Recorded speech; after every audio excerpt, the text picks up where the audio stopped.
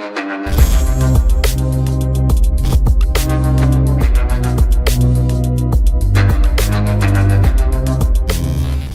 वालेकुम गाइस, कैसे हैं आप। उम्मीद करता हूं कि आप सब खैरियत से होंगे, खुश होंगे और हमारी दुआ है कि आप हमेशा खुश रहें, हंसते और मुस्कुराते रहें। मेरा नाम है रहमान अनवर और मैं हूं मोहम्मद सुहेल और मैं हूं जफर इकबाल। और आज हम जिस वीडियो पर रिएक्ट करने जा रहे हैं, इस वीडियो का टाइटल है major Gaurav Arya explain side effect of observation by जज of supreme court of India. तो सुप्रीम कोर्ट का भाई जब से फैसला आया तो ऑब्जर्वेशन तो आ गई है, लेकिन कोई समझ नहीं लग रही कि भाई हो क्या रहा है। तो चलो खैर, सबसे पहले वीडियो देखते हैं और बाद में देते रिव्यू। अगर वीडियो पसंद आए तो लाइक सब्सक्राइब जरूर कीजिएगा और कमेंट में अपनी राय का इज़हार जरूर कीजिएगा। चलो वीडियो करते हैं शुरू।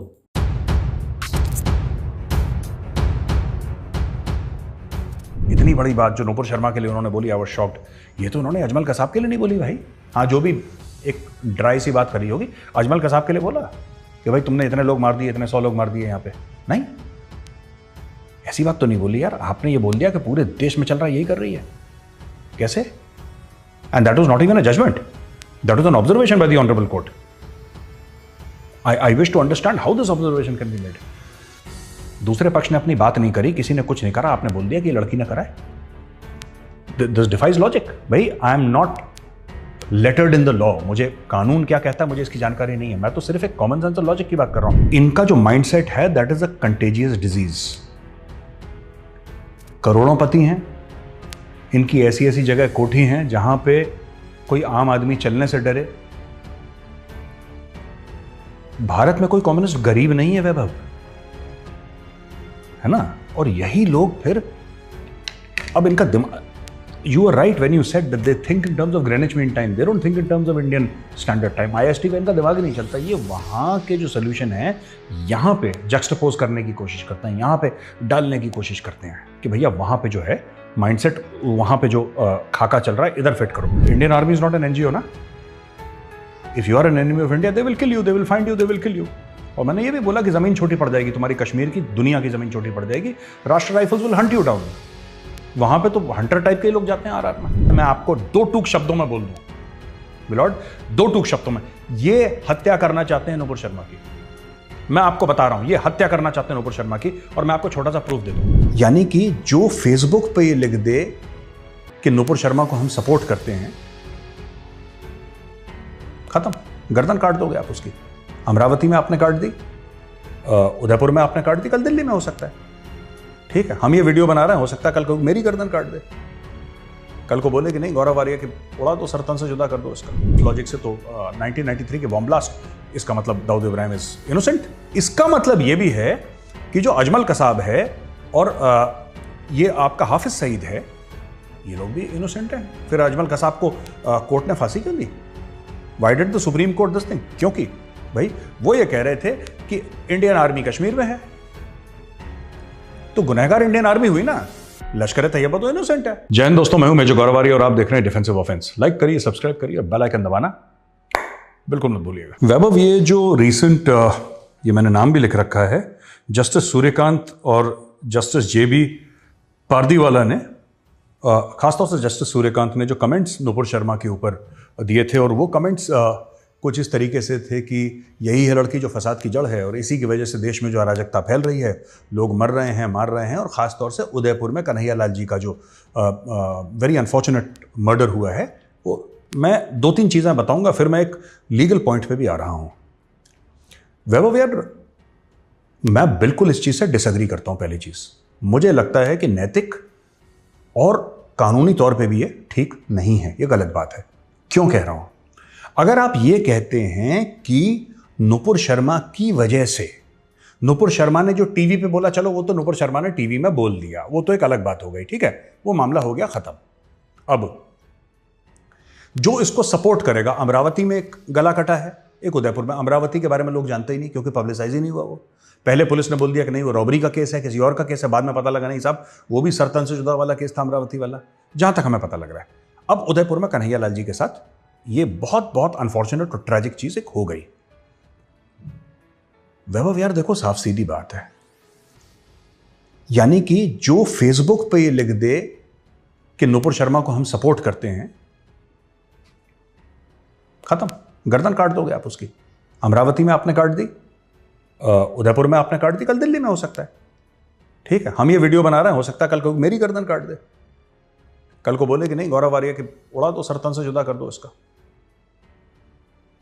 क्योंकि हम वी आर, देखिए बात ये नहीं है कि नुपुर शर्मा को हम सपोर्ट कर रहे हैं, सपोर्ट नहीं कर रहे। मुद्दा ये है कि जो कहा गया है वो हमें नहीं लगता कि वो ठीक है।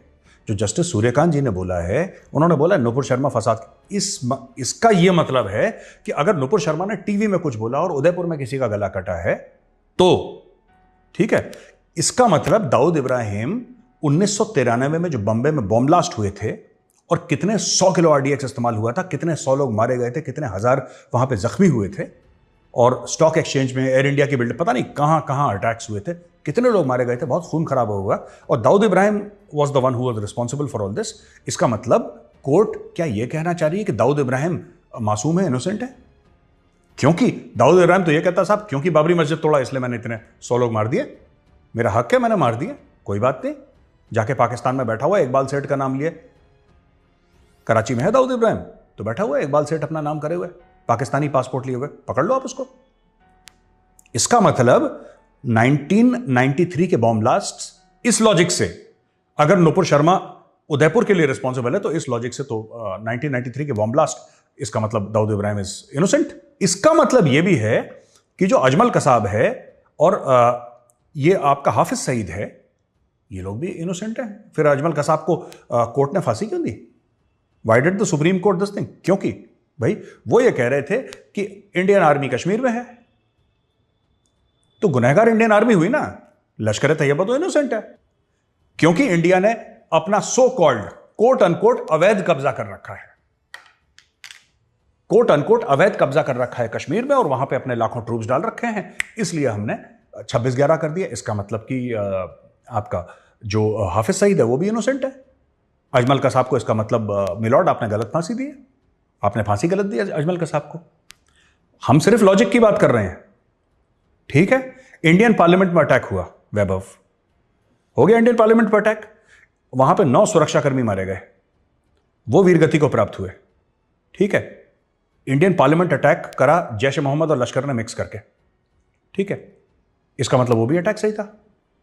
आपका पुलवामा में सही अटैक हुआ था, आपका पुलवामा में आपका सही अटैक हुआ, उड़ी में जो हमारे भाई वीरगति को प्राप्त हुए मिलॉर्ड, फिर वो भी सही। लॉजिक तो सबका है। फिर देखिए, अगर आप ये लॉजिक देना चाहते हैं कि नुपुर शर्मा की वजह से ये कलेश हो रहा है, नुपुर शर्मा की वजह से कलेश नहीं हो रहा मिलॉर्ड, नुपुर शर्मा की वजह से कलेश नहीं हो रहा।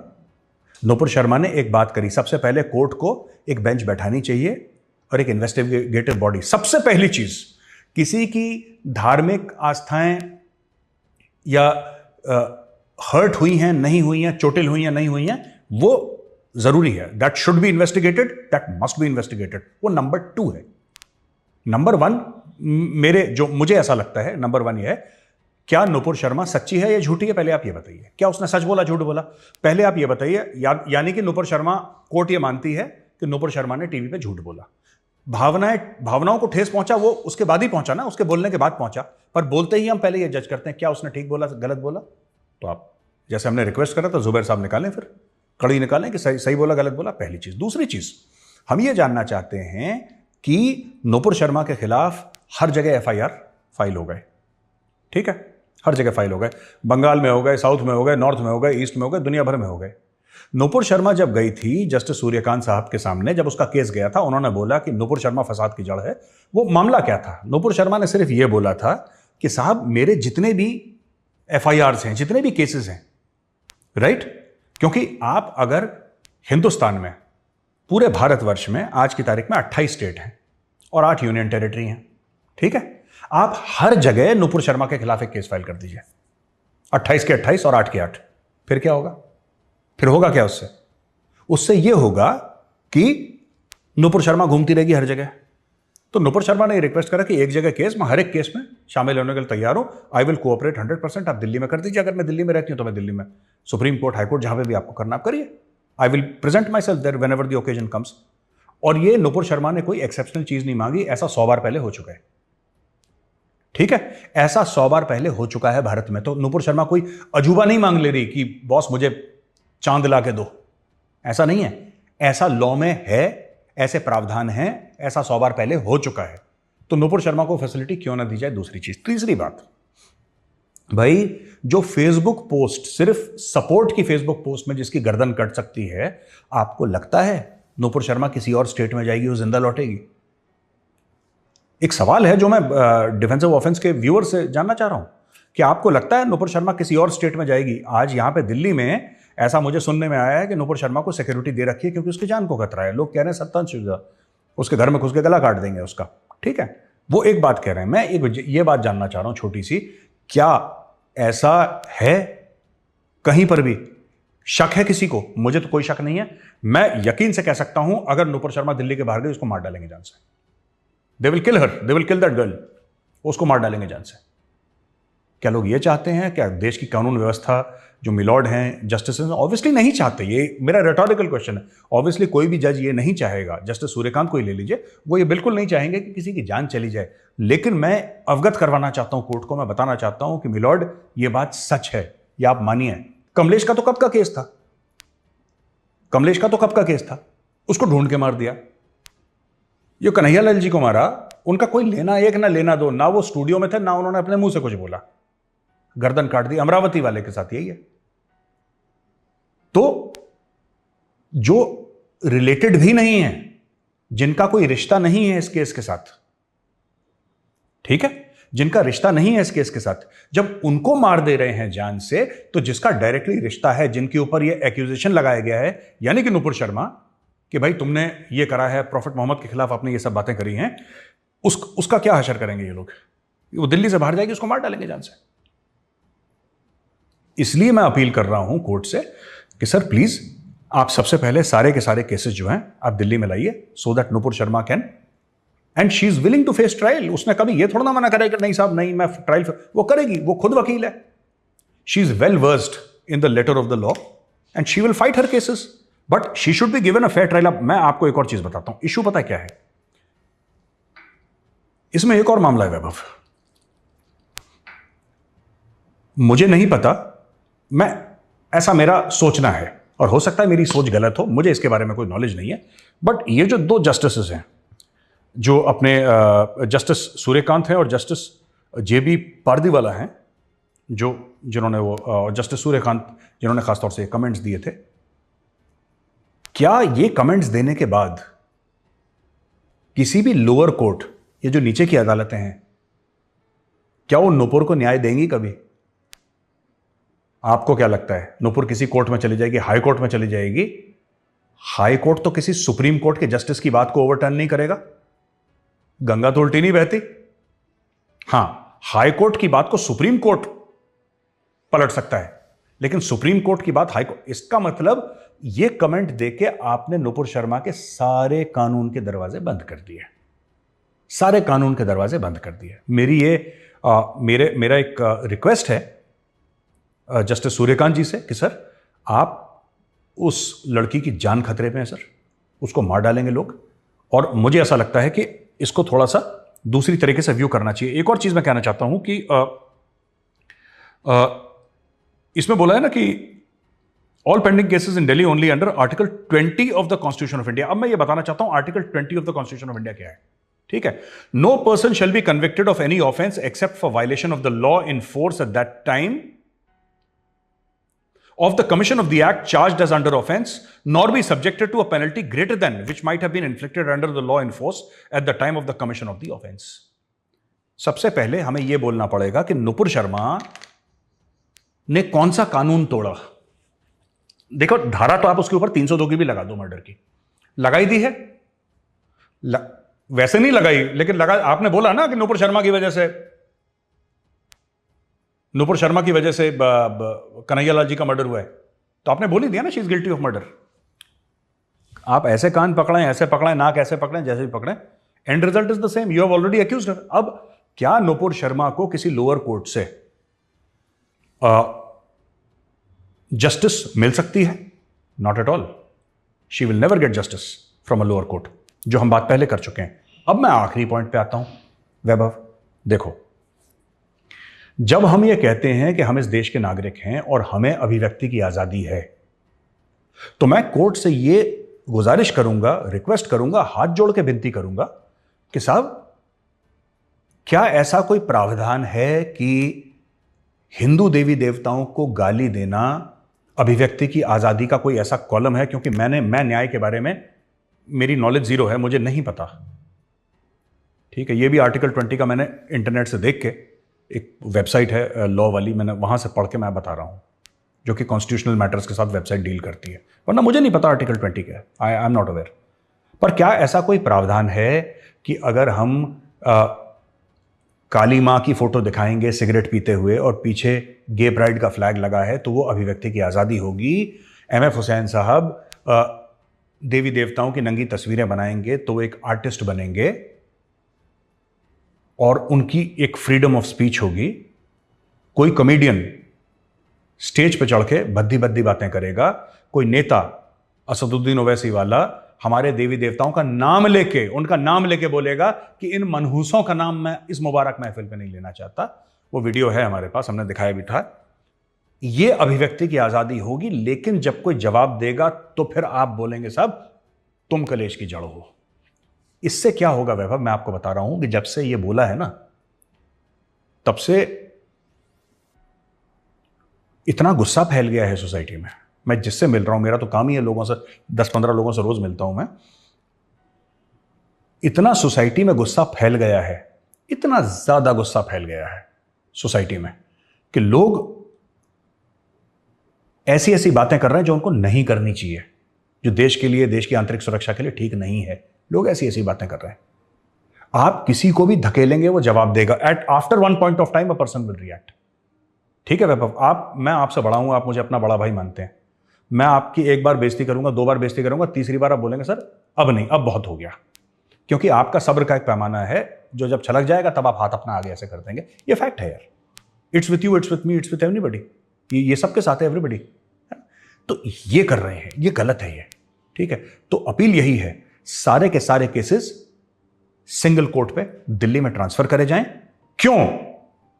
2 कारण हैं। हाँ जी गाइस, तो जैसा कि आप वीडियो देख रहे थे तो मेजर साहब की वीडियो भी काफ़ी 1-2 आई हैं इस टॉपिक पर, लेकिन टॉपिक कुछ ऐसा बना हुआ है कि जब से ये सुप्रीम कोर्ट का, जैसा मैं स्टार्ट से बोल रहा था ना, कि जब ये सुप्रीम कोर्ट का जब से भाई फैसला आया है तब से लोगों में ना, जो हिंदू कम्युनिटी है उनमें भाई और ज़्यादा कुछ क्या बोल रहा हूँ कि भाई और ज़्यादा ये दंगे फसाद स्टार्ट हो गए थे। कुछ लड़ाइयाँ भी हुई हैं वहाँ से। बाकी कन्हैया लाल के जो भाई कातिल है उनको निकाला गया, उनको भी भाई वहाँ पर मारा गया। काफ़ी मतलब ना दंगे फसाद स्टार्ट हो गए थे। नूपुर शर्मा के ऊपर की स्पोर्ट में लोग काफ़ी निकले हुए हैं, मतलब काफ़ी सारे लोग निकले हुए हैं इधर से उधर से। काफ़ी ये जो मामला है ना भाई, ये लेकिन असल आगे कोर्ट एक चीज़ की समझ नहीं आ रही। हम काफ़ी देर से जो है इस चीज़ को जज कर रहे हैं, लेकिन समझ इस चीज़ की नहीं आ रही कि कोर्ट ने अगर ऑब्जर्वेशन दी है, बिल्कुल, तो उधर से कह रहे हैं कि उसने जस्ट अभी ऑब्जर्वेशन दी है, फैसला नहीं किया।